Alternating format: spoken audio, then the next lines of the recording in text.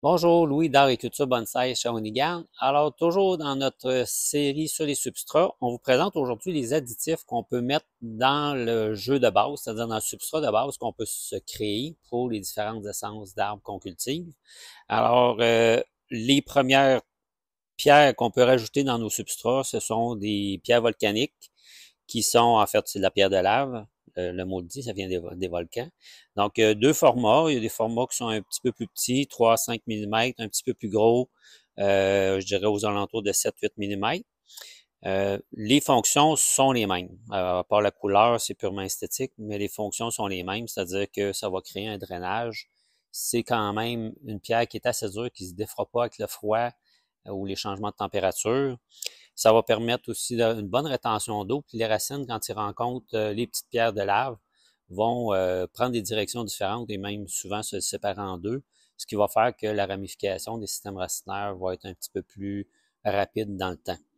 L'autre élément qu'on peut ajouter, c'est que si on veut absolument avoir une matière organique dans nos substrats, on peut toujours utiliser l'écorce de pin. Alors, l'écorce de pin va avoir pour fonction de rajouter de la matière organique, donc d'avoir certains nutriments qui vont être disponibles au niveau des arbres.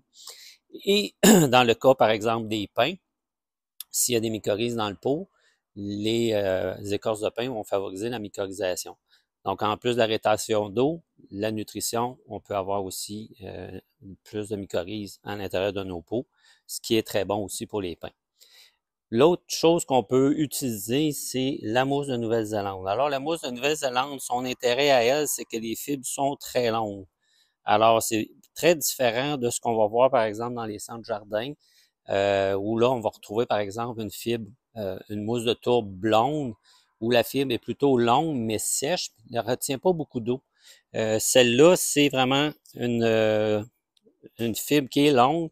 Ici, c'est un paquet compressé, ça fait 8 litres. Donc, ça retient environ 20 fois son volume en eau. À faire attention, par contre, c'est assez acide, donc on est aux alentours de 4,6, 4,7 au niveau du pH. Et nous, on l'utilise surtout pour lors des rempotages pour prévenir la sécheresse au niveau des racines, donc entre autres pour les azalées. On va faire un couvert de mousse de Nouvelle-Zélande. Certains vont l'utiliser aussi comme surface après un rempotage pour garder l'humidité plus longtemps pour différentes essences d'arbres. Alors voilà, ça c'est l'ensemble des éléments que vous pouvez rajouter dans vos substrats bonsai. Expérimenter, c'est la meilleure façon de voir ce qui fonctionne le mieux pour vous. Alors tous ces produits-là sont disponibles en ligne chez acbonsai.com.